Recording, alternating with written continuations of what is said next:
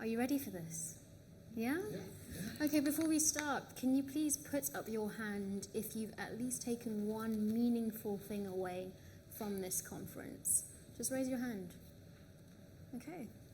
We're about to add to that. Okay? You ready for that? So over the past day, well, past 24 hours, we've been hearing a lot about AI, right? A lot about how it's going to make our organizations bigger, better, faster. But fundamentally, in our organizations, when we talk about change, when we talk about impact, humans are at the core of that. And whenever you scale that, you scale both the good and the bad. And that's why inclusive learning and design is so, so important. And that's why the conversation of today is going to be so meaningful. Now, I'm not going to recite my speakers' accolades from memory because they are abundant. So let me just tell you a little bit about our speakers. So don't be fooled by the doctor title, okay? Dr. Ingeborg and Krusser and Dr. Will Thalheimer, my apologies, they aren't just brilliant in their academic understanding of this topic and its relevance, but they have dedicated their craft to bring it into context for truly meaningful applications in our industries. Now, Ingeborg's doctoral thesis was a first of its kind, exploring how effectively L&D teams are creating equitable and inclusive programs. But she's also a global citizen, and this is such a fantastic part of her background, because this has informed the importance and the contextualization of her work. With 15 years of experience spanning sales and management and working across the world in Pakistan, the UAE, the UK, Austria, and Netherlands, we've got so much to gain from what the power of inclusive learning and design can do. Now, Will is also a world-renowned advocate for research-inspired practices for learning, and he's authored numerous books, which I do not have time to give you the long list of all the books that he has authored.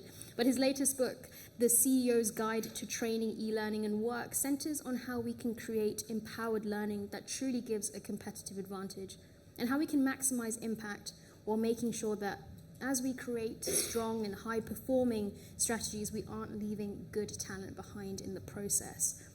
So with that being said, as it is day 2, if you were here yesterday, thank you for coming back. Thank you for keeping this energy. And if it's your first day, you have all the energy, so please give me a round of applause for our wonderful speakers. Thank you. Wow, that was an amazing introduction. Thank you so much for that, Tiffany.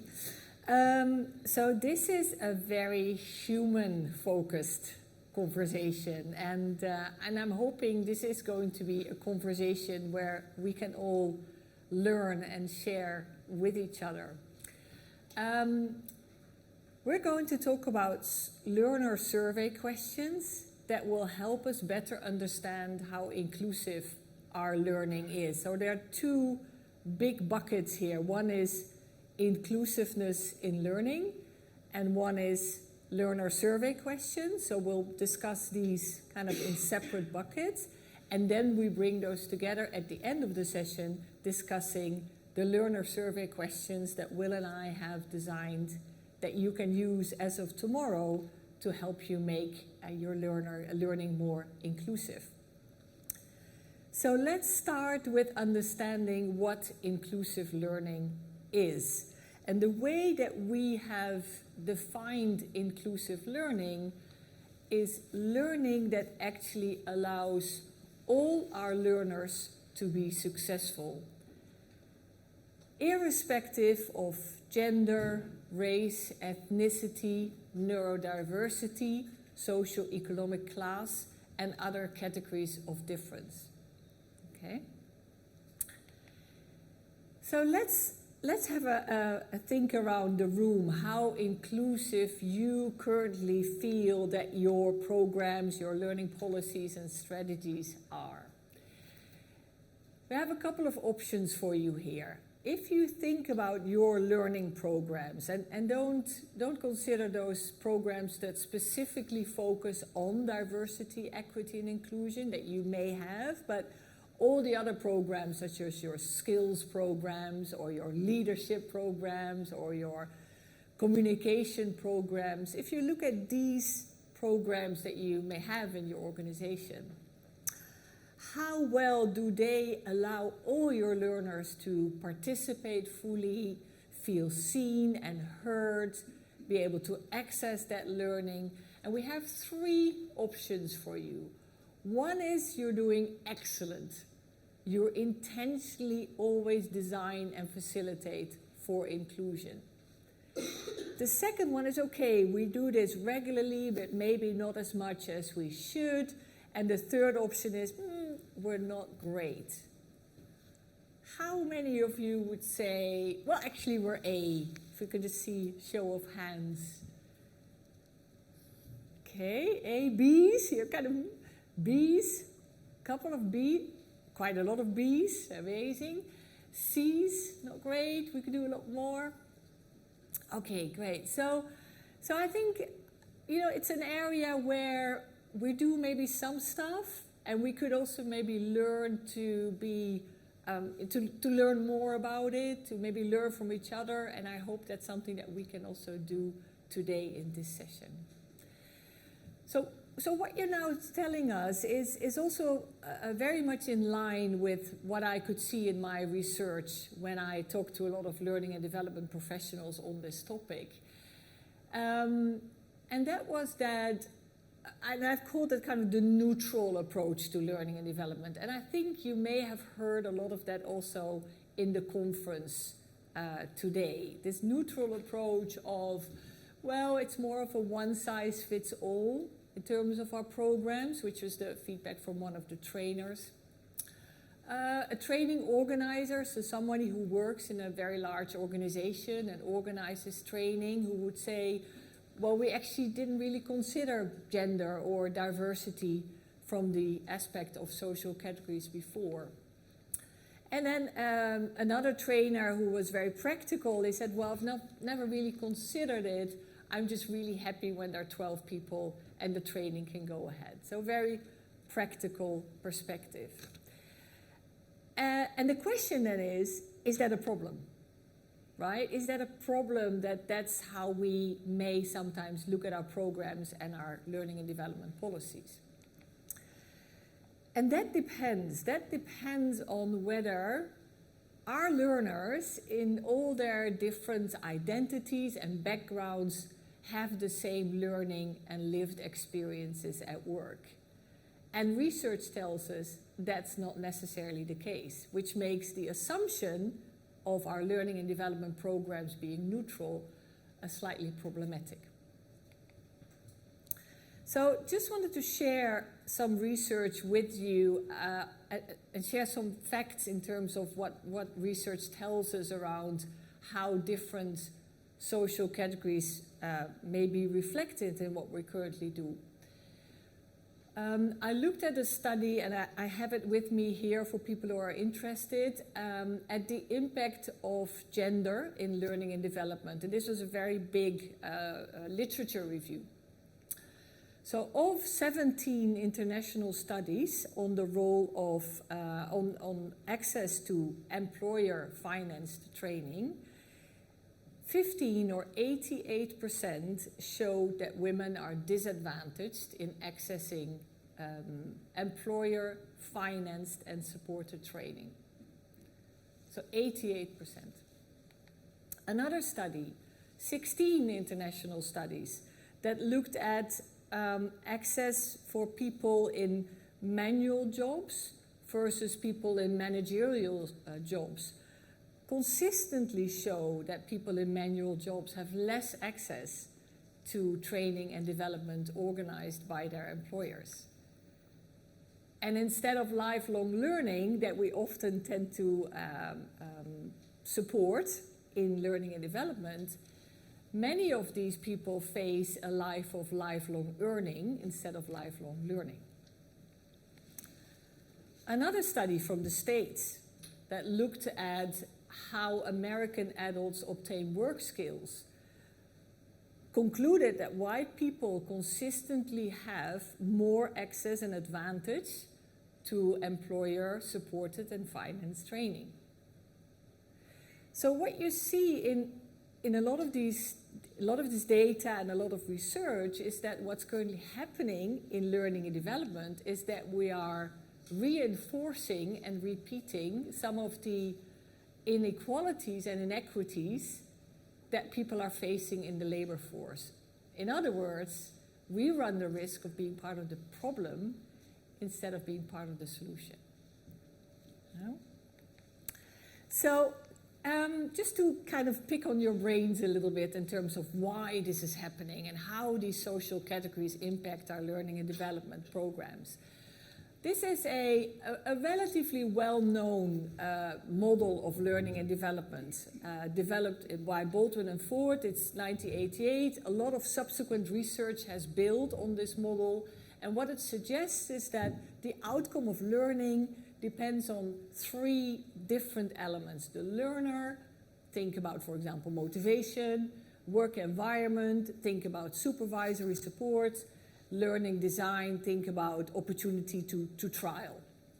And these three actually result in the learning outcome. Now, my question to you is, if you think about these three, I'll put it back up again in a second. So how could a category such as gender impact some of these elements? You've seen some of the numbers and some of the concerning numbers that are there. So how could that work? How could a category such as gender impact the learner, the work environment, the learning design, the learning outcome? Any thoughts? Any ideas? Any experiences? Yeah, so like the psychology as well. Like for example, women can be disadvantaged, like with the gender pay gap, and that was all based on a bit research, like old research, where they used survey questions to determine what was important. And what actually came about from that is they realised that women reacted to surveys in a different way to men. Yeah. So that had an impact. The gender had an impact on that. Absolutely, on self-confidence, on self-efficacy, absolutely. Yeah, great example of how that can work and how that can impact the learner. Great. Other ideas, experiences? I think if we look at learning design, and you might have something where you want people to stand up and share, then it's a lot safer for me as a middle-aged white man to stand up and share my failures than it could be possibly for a woman to feel that she has the same psychological safety. Absolutely. So in that learning design, how safe are you in terms of, and how accessible are those activities to absolutely great example. Other experiences, ideas? Yes, there's a question. I would expect that people who can give birth are more likely to have career breaks and therefore have long-term development plans potentially impacted by those career breaks. Yeah, no, absolutely. So care responsibilities, career breaks are gendered. So that's an area where work environment and the learner also intersect. One more? Any thoughts? Yes. Do you have the... Oh, it's okay. So it's just a personal experience from just learning design. So having done some online learning that had images of women that were always wearing very short skirts or very tight clothes, or being the secretary and just not being able to actually do the learning because it was so infuriating. Yeah. So it's just a very personal experience. Yeah. Yeah, very real in terms of what's happening in learning design and the images and the language we use. Yes. Thank you so much for sharing. So this is just a quick around the table to understand how gender can impact some of these elements. Now the next slide that I'm going to show you we're not going through it in detail, so don't get too worried. If you're really interested in the science and the literature behind it, I took a few copies with me of the academic paper, and you'll have the model in there so you can read it at leisure. But just to show you how gender, for example, impacts the system. This is an example of that same 3 blocks that we just saw. But the first thing that you could see is that these are not 3 blocks that then independently lead to outcome, but they're all interconnected. So it's not separate, they're all interconnected. So work environments very heavily impacted by gender and other categories. If you look at, for example, the culture, representation, support from your supervisor. Society impacts the experiences and the barriers. Personal circumstances, to your point, heavily impacts those realities, norms, and experiences and expectations that your learners have. Intersectionality plays a role. How do these categories interact? That impacts our learners in terms of their barriers, their needs, their experiences, their self-efficacy. Our training designs are not neutral. Our competencies, our skills are not neutral. Whoever does the skill is valued differently dependent on the person who does it. How the knowledge is acquired impacts how it's valued. Composition, group dynamics, which actually impacts that training outcome. And this is just kind of gender that we're now looking at. And it's the same, a very similar dynamics. So training and learning and development is not neutral, but is heavily impacted by social categories that we're seeing here. So what we're currently doing in L&D is a bit of a strange disconnect with, on the one hand, we have programs specifically focused on diversity, equity, and inclusion, and they're under pressure. Then we have general programs where these are standalone. These are often diversity, equity, inclusion, accessibility blind. And what we need is we need to have that lens, that equality, diversity, and inclusion lens in every program that we do. And that's what we're trying to do here. So we have 3 core questions. If you want to think about inclusive learning, there's 3 core questions that my research would suggest. One is, who has access?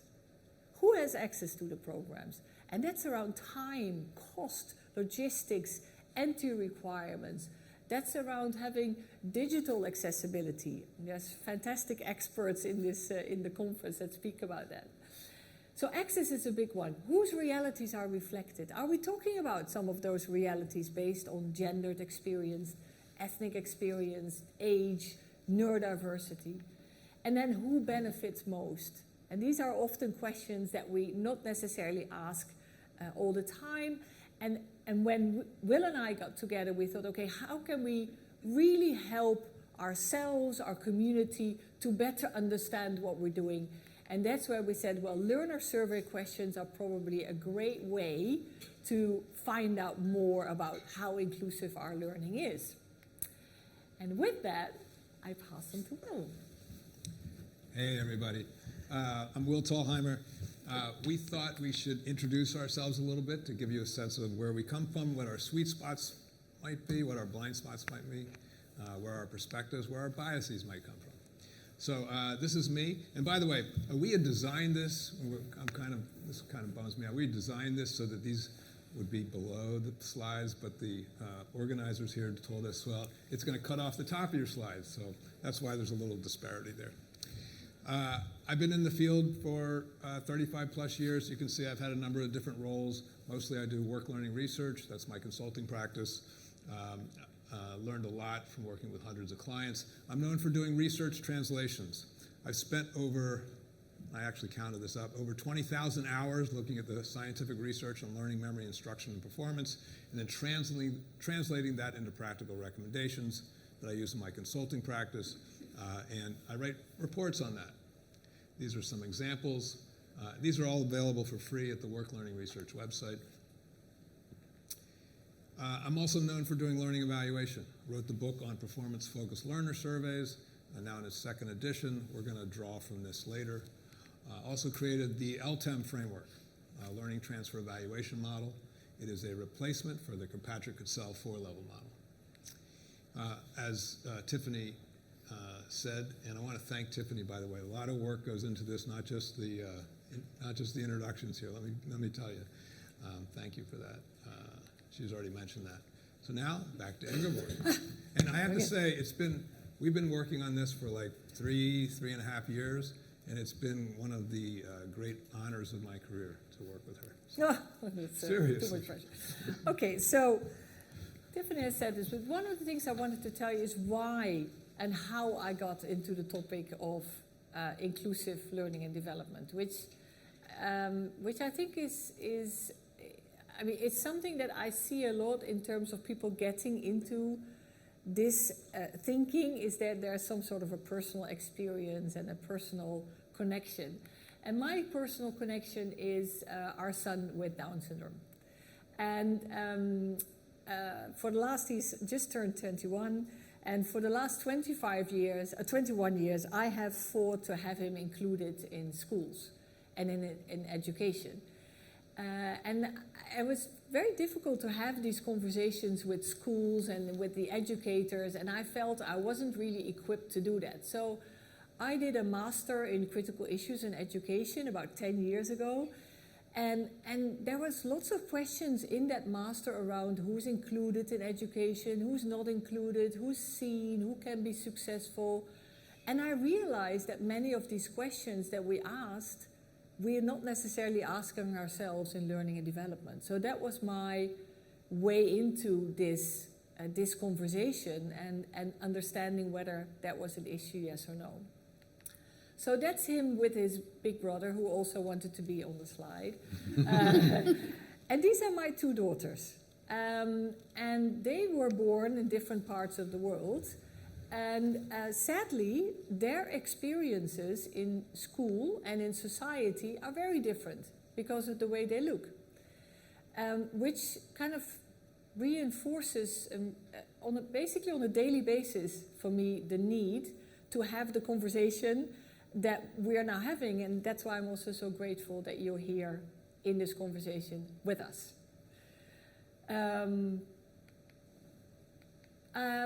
Since starting my research, I have published numerous publications on the topic.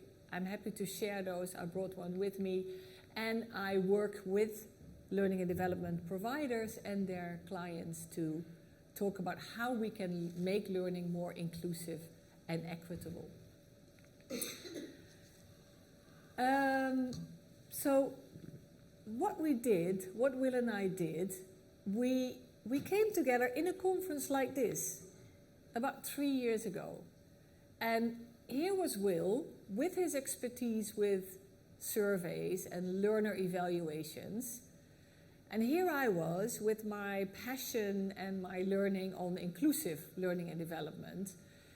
And the question that I'm often getting is, okay, but what do I do now? How do I know what to do now? Just make it practical.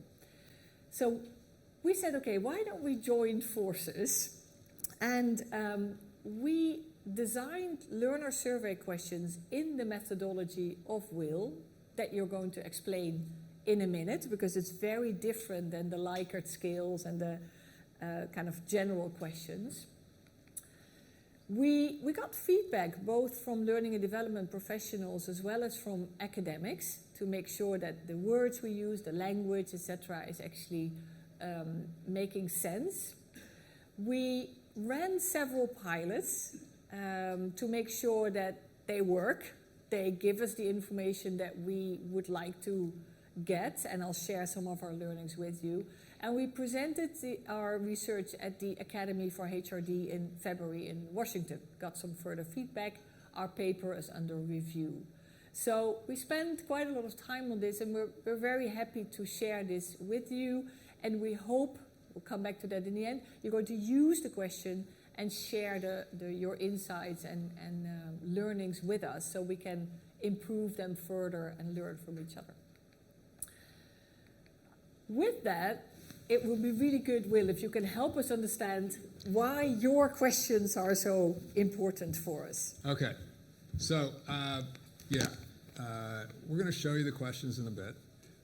But if you don't have a background on them, you're going to go, whoa, these are very different from normal learner survey questions. What are you doing here? So here we go.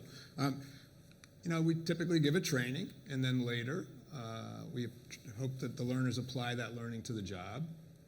We might have a learner survey during learning or right after learning, or a follow-up learner survey. So that's the big picture.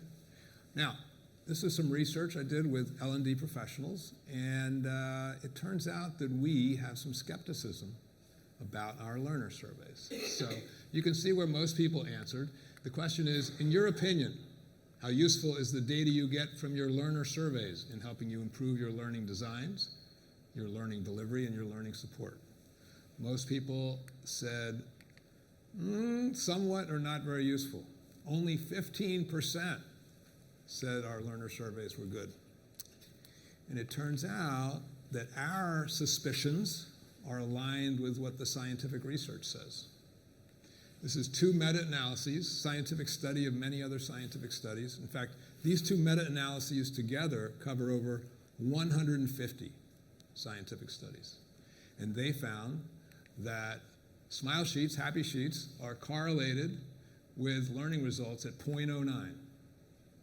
Now, statisticians tell us anything below 0.30 is a weak correlation. So 0.09 is virtually no correlation at all. Let me make this practical for you.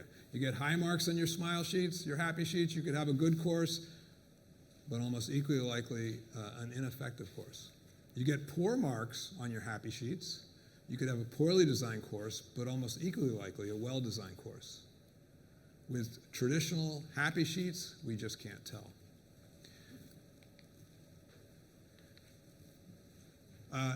If you're interested, this is an article. It's got 4 meta-analyses on it. So if you want to, for example, convince your stakeholders that maybe the surveys you're using now aren't that effective, you can go to that article. And by the way, we're going to make all these links available on the slides for you later if you need them. Now, compounding the problem, there's a ton of research about learners and learning. Now, we're all learners ourselves. So this is not to denigrate our learners, but research shows that learners, when we're thinking about learning, we don't always know our learning. We have some incorrect conceptions about how learning works. And I'm going to give you some highlights from the research. I'll let you skim through those.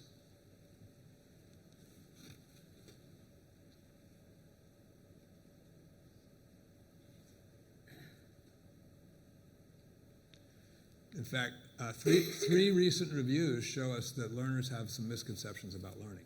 So what this means is that when we ask our learners questions about learning, we have to ask them in a way that they can give us good feedback, that we're asking questions that they have visibility into the answers, that we're, of course, not biased as well.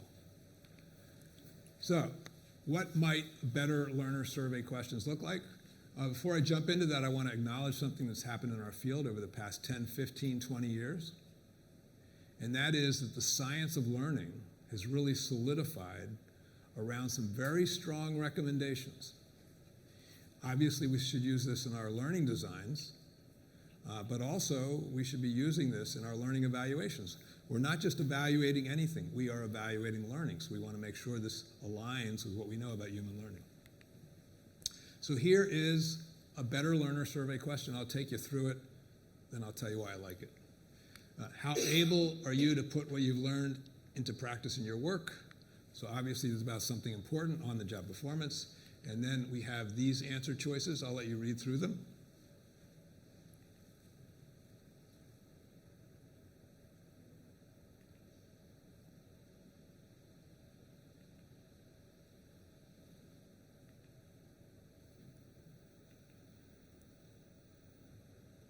Wow, that was so cool. It went away right when you needed it. PowerPoint is really smart these days. Okay, so you'll notice these choices are very different than a Likert scale or a numeric scale. They're less fuzzy. And this gives us 3 advantages. So number 1, the learners are more motivated. Do you remember the old days we used to use paper-based ones and people would circle the same number down the happy sheet, right? Well, they're not really paying attention. And when they're not paying attention, they're not giving us their best thoughts about something. So number 1, learners are more motivated. Number 2, we are supporting them in thinking. When they read, I need more guidance before I know how to use what I learn, I need more experience, they're able to think more clearly about the question we're asking. And when they make a more precise decision, we're getting more precise data. And the third reason, we're getting data that looks different than my course is a 4.1 or a 4.2 or a 4.3. If you've looked at a lot of Happy Sheet data, you know that most of the answers come in between 3.8 and 4.5, and it's sort of hard to tell, well, what's good, what's bad, you know, what's the threshold? We get paralyzed. We don't know what to do. Data can look like this. We can see this is very clear, right? We got 30% of our learners saying they need more guidance, 42% said they need more experience. So much more clarity in our the data we get, and we're not transforming the data. We're not taking averages. When you transform data, you lose information. So this is the sort of the raw data. Now, when my first version of the book came out in 2016, people asked me this question. They said, Will, I'm not sure our learners are going to like these questions. And my first thought was, and I didn't vocalize this because I'm a polite person, my first thought was, what do you think, they like your questions now? But I did my due diligence on this. I went to 2 large organizations. We looked at 20 different training courses and all different types of training, leadership training, soft skills training, compliance training, technical training. And we asked the learners, what do you think? And 80% of the learners like the new questions better than the old questions. 90% like them better or equal. And this is what we keep finding. The learners like these questions. And by the way, in the book, there's a question about the questions that you can give to your learners. And if you think you might find some resistance in your organization, if you use that question, you'll get data like this, and that tends to melt away any resistance. Now, I've been talking about getting data from our survey questions, but there's something else we can do with them. We can send messages or nudge in the behavioral economic sense of nudging. So this question is about after learning support. After the course, when you begin to apply your new knowledge at your work sites, which of the following supports are likely to be in place for you? My manager will actively support me. I will use a coach or mentor. I will regularly receive support from a course instructor. I will be given job aids. So this sends messages to our learners, to our trainers, to our instructional design team about what's important. I'm going to tell you a story now, and we have a rare opportunity here because the person that this story is about is in this room. And there's this really smart guy, handsome too. He works for Tetra Pak in Sweden, and he wanted to use these new survey questions. But he's a smart guy, and he realized, I don't want to just roll this out. I have to use some change management expertise. And so he invited his subject matter expert trainers, a representative sample them into his office, one at a time, and showed him the new survey and said, hey, what do you think? So one day, he invited this guy in, and he's taking him through the questions, and the guy's going, oh, that's good. Oh, well, this question, maybe this wording would be better if this way. And then he got to this question. And Ian Blake, the guy was doing this change management stuff. He had tailored this question a bit, and one of the answer choices, and this is what a learner would say, one of the answer choices was, I will be enrolled in my instructor's Yammer group to reinforce the learning after the learning ends. And when this subject matter expert trainer got to this one, he said, Yammer? That's the stupidest idea I've ever heard. No trainer is ever going to use that. And Ian, being a really smart guy, he was not defensive. He thanked the man, and thank you very much. Appreciate your feedback. So, the very next day, this guy comes back, says, Ian, I was in the shower last night, and I got thinking, Yammer, that's brilliant. I'm going to add Yammer to every course I teach to reinforce the learning. What a great idea. Thank you. And by the way, Ian, you can raise your hand. There he is. One of my training and development heroes. So think about that. This survey had never been finalized. No learner had ever seen it. No data had been collected. And yet already this was having an impact on our learning and development practices. So keep that in mind as we talk about our questions, because they can do that as well. There's some links here. I'm not going to go through these now, but there's links here in the slides. You can go. There's a bunch of links if you want to learn more about learning evaluation. Also, my LTEM framework is available at this URL, worklearning.com/LTEM. And I teach this workshop on LTEM and learning evaluation fundamentals in general. There's a new version, a new cohort starting in June, which is convenient to European time. So with that, I am turning it back to Ingeborg. Yeah.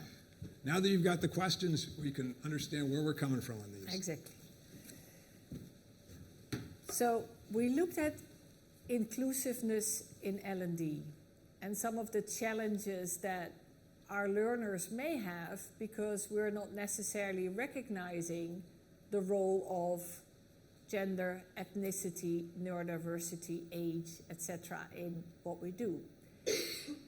We looked at the distinctive questioning approach that Will has been advocating, developing, sharing with us for many, many years.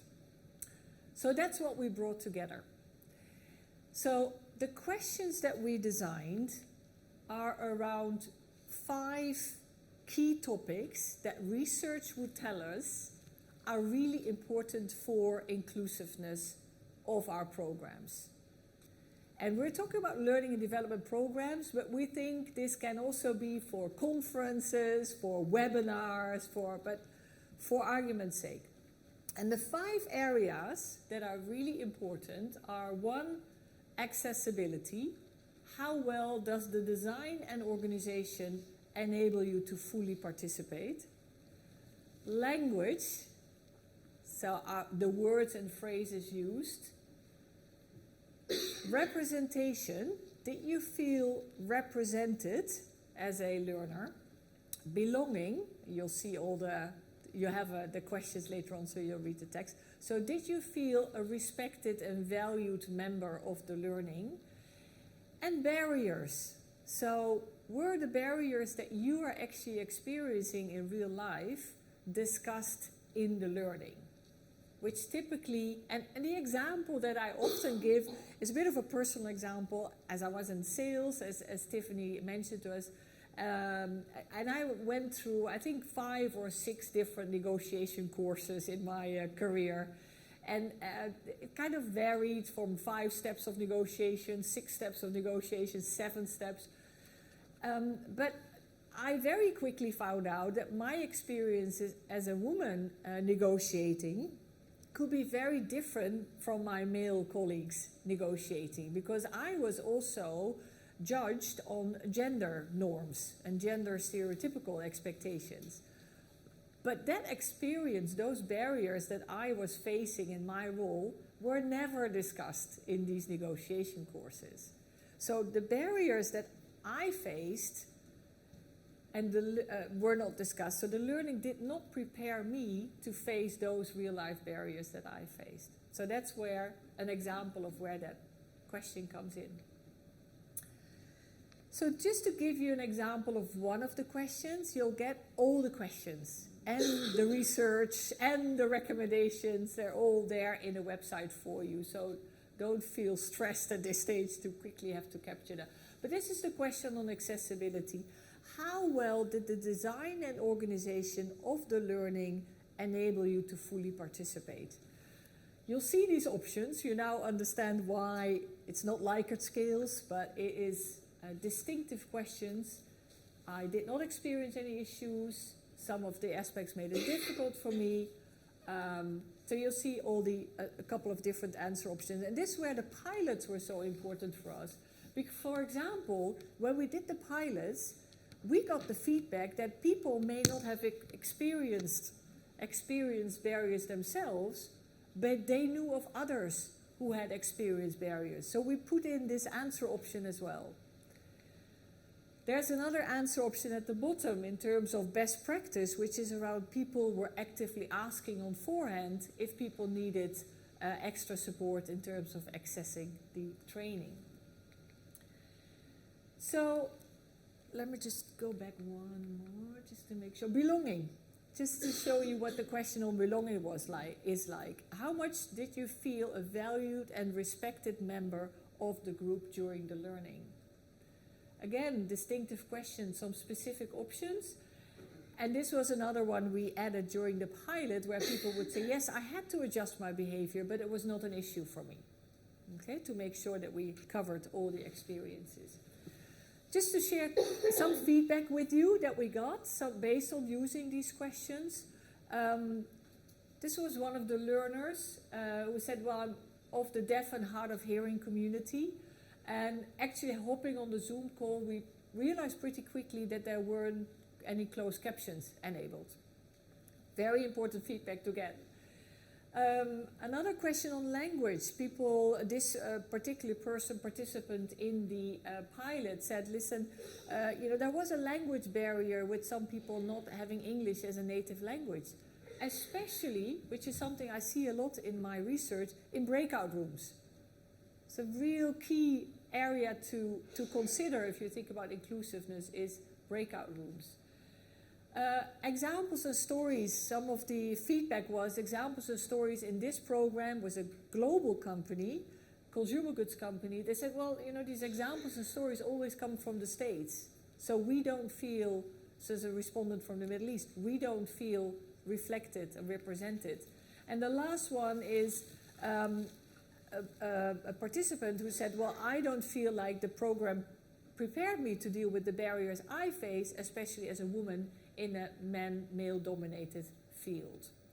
So just to give you a feel of the kind of feedback that you can get around the inclusiveness of your programs with these questions. And it's really important to understand this to help you further enhance the inclusiveness.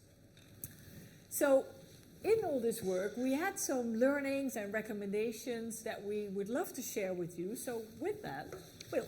Sure. So we recommend to get some outside help on these questions.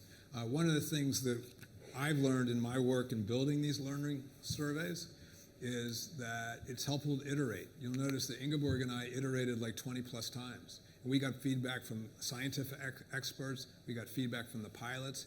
And by the way, one of the things that we did was use think aloud protocols. I think that was covered up by the closed captions, ironically, earlier. But a think aloud protocol, what we did was we had the people who take a training program, and then instead of filling out the survey on their own, we had them in a Zoom call say, hey, fill out the survey, and we want you to think aloud while you fill it out. And we tell them, it's going to be a little awkward at first, but by hearing what they say about it, this is like a best practice in survey design. You can hear how they're thinking about the wording. Different people have different perspectives. In this case, there's some sensitivities to some of these questions. We heard from some people, I love these, I'm not sure about these. So really important to get outside help, outside perspectives. Make it a team effort. There's a lot of stakeholders involved in this kind of thing. If you're using a survey like Ian did, he was thinking about other stakeholders, really smart to do. Educate stakeholders.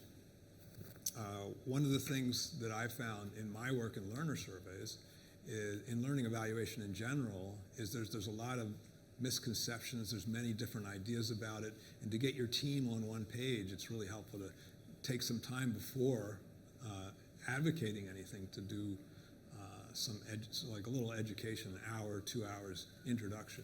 And I think Ingeborg's found the same thing in her work. A lot of people don't think about all the things that go into inclusion. I mentioned, pilot your questions, really important. The Think Aloud protocol is really valuable. This was really interesting in our pilots. Select a few of the questions. So there's like 12 questions that we're offering you. We'll show you how to get them. 5 of them are choice questions or forced choice questions. Some of them are open-ended questions. We left it up to some of our pilot companies and organizations to see how many they wanted to use with their learner surveys. Some of them used all the questions, and this was too much. Some people said, I love this, nobody's ever asked me this before, this is great, and other people were like, well, what is this? This is a technical training course. Why are you asking me all these sensitive, emotional questions about stuff? So we found that, it's better to have one or two questions, not all at once. And plan for future improvement. In fact, Ingeborg and I, this is a 3-year research effort, maybe 3.5 years now, but we don't think we're done. We want to continue improving these. We think that probably that's what you would want to do as well. You get a first version, you try them out, and think about this as a long-term process of improvement. Okay, are you doing this part or me? I am, okay. So there is a report, and it's got the questions in it. By the way, the questions, the learners see the stuff in the white cells of the table. The rest of this is for us. We have a guide on how to use the question. There's a whole bunch of things in this report. It's available for free at this website. I'll sort of pause here if you want to go there.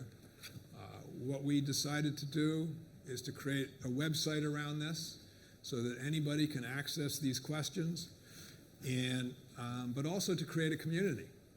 So a community of people interested in trying these things out, trying to make improvements, trying to figure out what our lessons learned are, to learn from each other. So we would encourage you to join us. We are periodically, we're just starting this now, but probably once every few months we're going to get together with those interested in and share what we've learned. We've already done that once. It was really great. We want to continue to do that. Yeah, there's the little sign up, encouragement. And want you to share your stories. So I think that's it. We're going to now open it up for questions. Have I forgotten anything? No, Okay. you're all good. All right. Fantastic. Thank you so much, Will and Ingeborg, for all of that. Now, I think we have a roaming mic. Is that correct? If you have a question, please just raise your hand and the mic will come to you. But I have a question of my own, if that's all right. Mm-hmm. Now, we all have eyes. We can see who's in the room right now. Yeah. So, Ingeborg, I have a question. How important is allyship in creating truly inclusive learning? I mean, I think it's fundamental. I think two things are fundamental. I think diversity is fundamental also for inclusion, right? So allyship on its own is not enough. I think as a function, we need to become more diverse and more inclusive. Having said that, I think allyship and if you're in a position to support some of this, be an ally to create change in learning development, I think that is massively important. And that's why I think we're also grateful that you are here, and hopefully will be able to join us and pilot some of these questions and share your learnings so we can actually all do and be better as learning and development. That's what we hope. Fantastic, thank you. We have a question here and at the back as well. And could we do over there. questions and experiences, please? Because I think Love it's that. also great to learn from maybe what people are already doing and maybe, your thoughts on this. So Yeah. it doesn't necessarily all have to be questions. Or tell us what's working, tell us what's Yeah. not, tell us what your worries are, what your hopes are, etc. Let's have a conversation. Hi, so I work for a membership association, and we have a EDI group, and we're very early on our kind of journey with all of these things. We're trying to permeate it throughout our organisation as much as possible, so this has been really useful. My question was around, it's kind of adjacent to what you've been talking about in terms of even getting people to sort of engage with the surveys in the first place. We have a very low amount of people taking the surveys for our courses. They're external learners, so we don't have any kind of, that they don't work for us. We can't tell them to do it. I'm just wondering whether, I saw the statistic about people liking the questions more once they're in the survey, but I was wondering if you've done anything around how to introduce the survey to people. Is it beneficial to sort of explain why these sorts of questions are in there? Would that kind of make people more likely to engage with it, maybe? Well, I'll give you one of the things that I recommend is how to get people to respond to learner surveys in general. And I want to be clear, these are not like, we usually recommend that you just include these in your regular learner survey. You don't make a special thing about this. And so, in fact, the second edition of my book, I added a whole chapter on this because it's so important.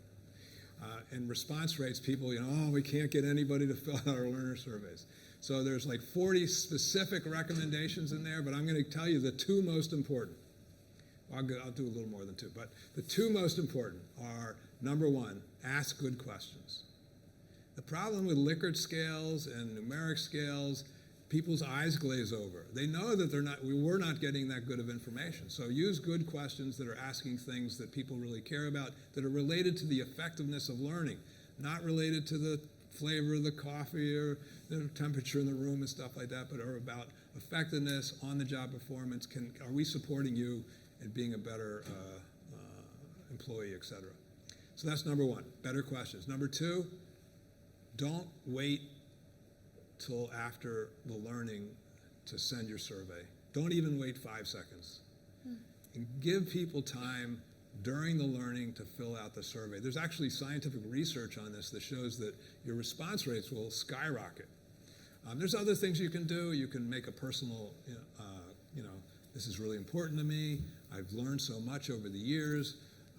You can tell people the things you've learned before. You can tell them after the training. You say, hey, this is what we learned from you. We heard this. We're thinking about making these changes. So making that personal connection, we really want to create a partnership with our learners. Now, there may be some specific aspects of inclusion that we also want to get across in there. So Yeah. So what we, as Will said, what we did with the questions also in the pilots is we did not say, these are survey questions so these were part of the regular learner survey questions. And that's also what I would recommend you to do, is to make them part of, and also not put them all together, is what we learned in the pilots, but have a functional question and have one of these questions, spread them out, because then it becomes part of your regular evaluations, is what I would say. And as Will was saying, in some of the pilots, we had people who said, oh, this is amazing, fantastic, people have never asked us this before, now we can finally, and some people were like, what's this? But because it wasn't all together, it wasn't kind of really... Wasn't in your face, right? It was really, and it was fantastic feedback that people got for their programs out. And think about one of the things we said, we can send messages with our question. Yeah. We can nudge people's thinking. If you just incorporate them as part of the whole regular thing, that sends a message that these are just normal. This is normal. We should care about this. That's great, thank you. We have someone at the front here. I'm going to ask pretty much the same question about engagement and that. Well, the recording, so just, yeah. Oh, I was just saying I was basically going to ask exactly the same question, but actually we've just started inviting learners to start the survey at the end of the session, and we've already seen a massive increase in participation. We do give people the opportunity to also take it away if they need longer processing time to think about it, but it's definitely made a difference. So, yeah. Great. And when you say we, who are you referring to? Where are you from? Oh, sorry. Hi, I'm Em. My pronouns are they, them, and I'm from Universal Music. Thank you. We have someone at... There you go.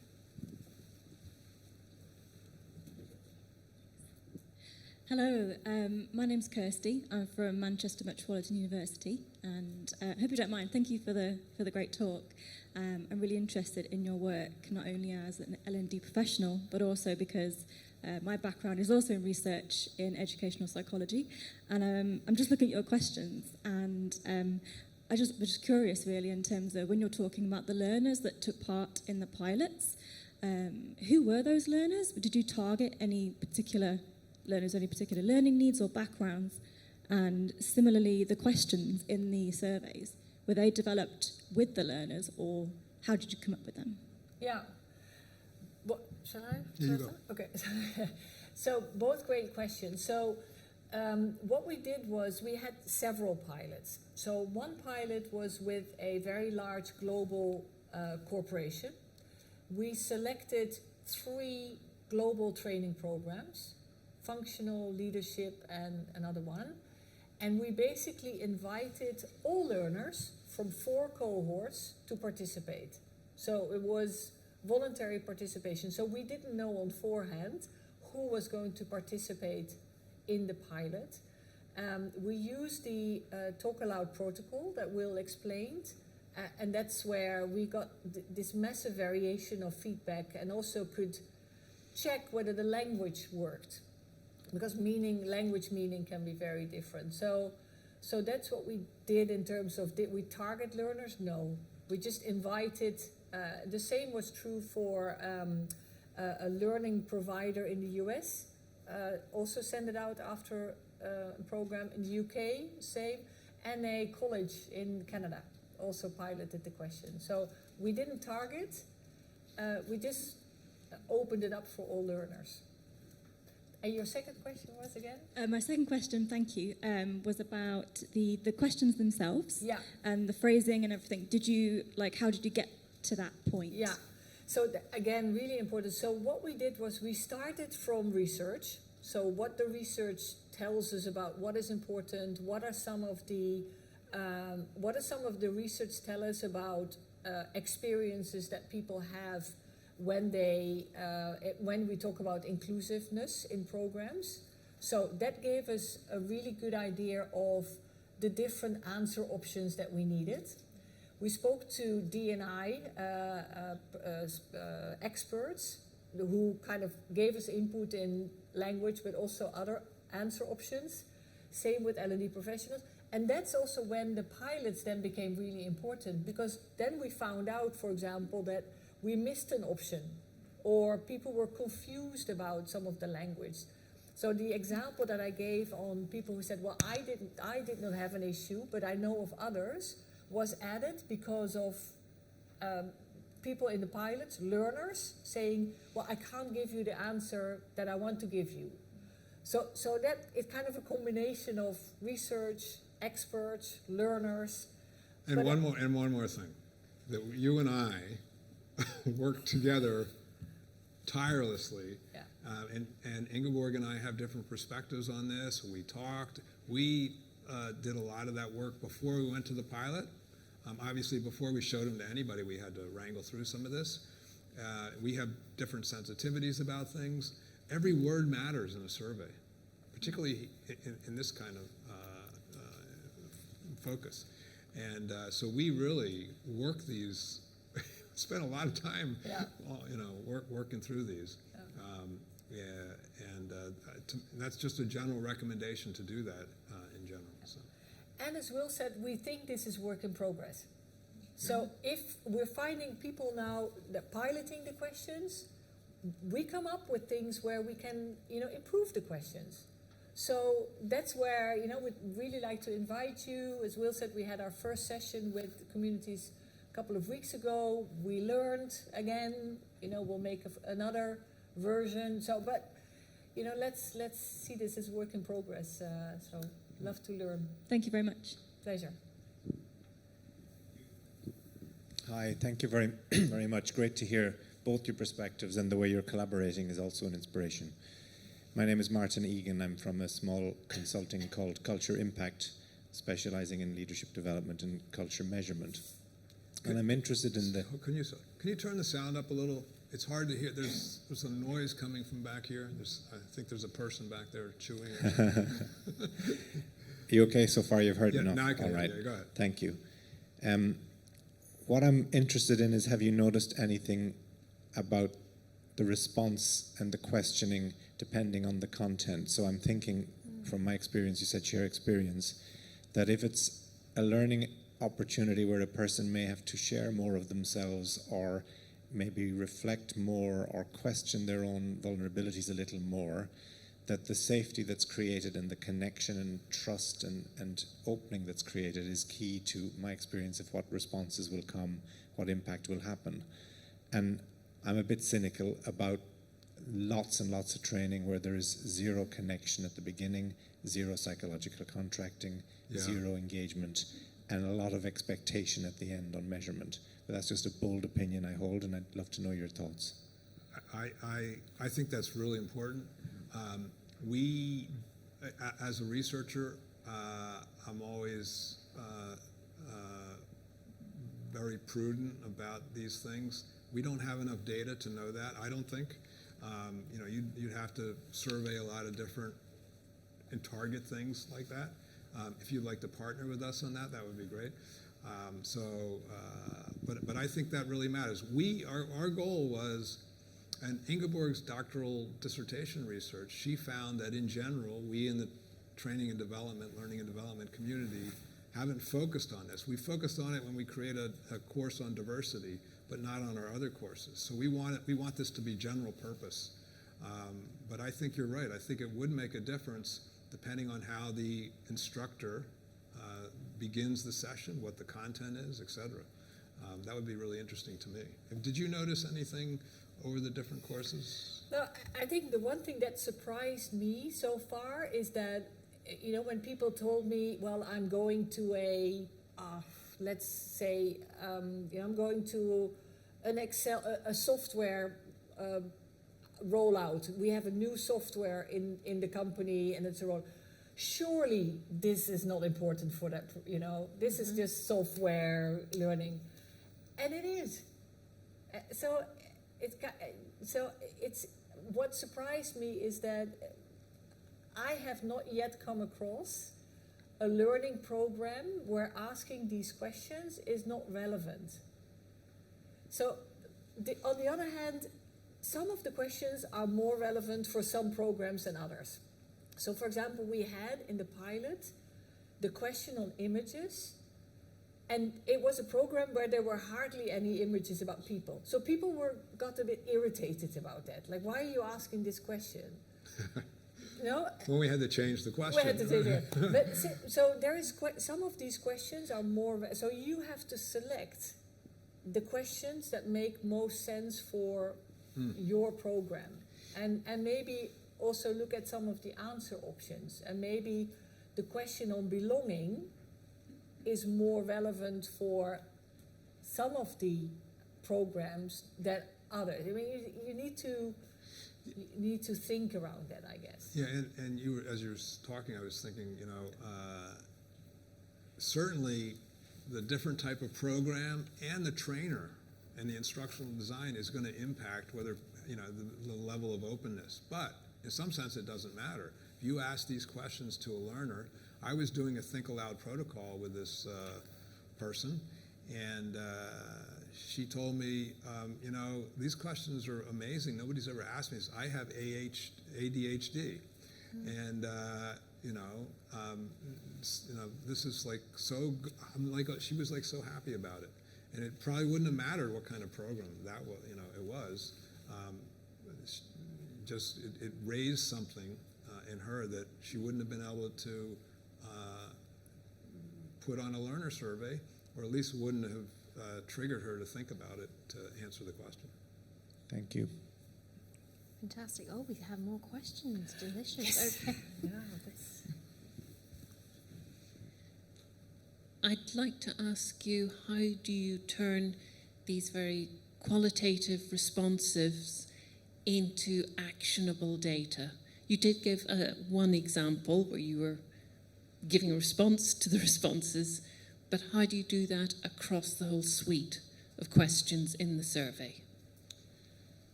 So there's a number of ways to do this. One way is to look through the responses and grab, after you sort of do a pattern analysis on things, you look for representative quotes. Sometimes quotes are the most powerful things you can share with your stakeholders because they really jump out at people. You can do things like category sorts, where you try to take every answer and put it into a category and analyze it that way. And of course, today you can use AI to do, and you know, I think that's something we should be exploring as well, because one of the problems with open-ended data is that it's messy and it's hard to grab. The other thing you can do is to make sure that it's aligned. You think about it in terms of not just the open-ended data, but how it partners or goes together with the choice question data that you've gotten as well. One of the things you can do with your choice questions is to ask a follow-up question. You ask a choice question, you get people's responses, and then you say, in your own words, can you tell us more about this, or something like that. Ian, you have Ian's going to answer the question. We've got audiences answering questions. Yeah, Is very even good. We better. like that, yeah. This is better. This is great. I'd like to say that I've been using those kind of question formats that Will showed there for a few years, and one of the things that we do is after every training we sit down and we look at the answers, and we have, like, as Will showed, unacceptable, whatever. And then if we get one or two unacceptable, we take direct feedback with that person. You said you needed more support. What support can we give you? And then if we have a higher level of unacceptable, then we contact the people and say, you need more support. What can we do? And then we look at ourselves and say, okay, we've got too many people who are needing more support. We need to change our learning. So that's how we work with them, and it really helps you to do that. And also for me, it really helped the trainers get over that, I want 4.5 because we have a competition every year, who gets the most? Because they can see that they're directly helping the learners. So that's the way that we work with it. Yeah, and let me piggyback on that. One of the things that people have found is that if you ask better choice questions, forced choice questions on your surveys, and you're getting your learners to think about how the learning might be effective. If you ask a question, are you motivated to apply? Have you gotten sufficient practice? Are you going to get the supports? You're asking questions like that, and it triggers them to think about things that are actually related to learning effectiveness versus asking them about satisfaction and things that doesn't trigger that. Then you get better open-ended responses, because now they are thinking about things that are related to learning. So the choice questions and the open-ended really go together. Does it answer your question, or is it? Yes, I think that this was a good answer. We need to think about how I could apply them to my work, which is systems training, and we're looking at cohorts, hundreds of people. Yeah. So that's why I'm asking about how am I going to turn it into data. Yeah. I'll give you an example. I was just at another conference, and I helped them develop new survey questions, and we had just 5 questions. It was like a session like this, for sessions like this at a conference. We asked them 5 questions for the attendees, and I just got a report. The conference was last week. I just got a report. I was the speaker, so I got a report on my sessions, and it said, these were the actual data from your choice questions that we asked, and here was an AI-generated review of the open-ended responses, and it was awesome. And the guy who did this, he automated it. So this can be done, pretty easily. I think that brings us to the end. And Will, I have to commend you. You didn't say AI until the very end, which is a world record for this conference. Just a round of applause for our speakers, please. Thank you, please. Thank you.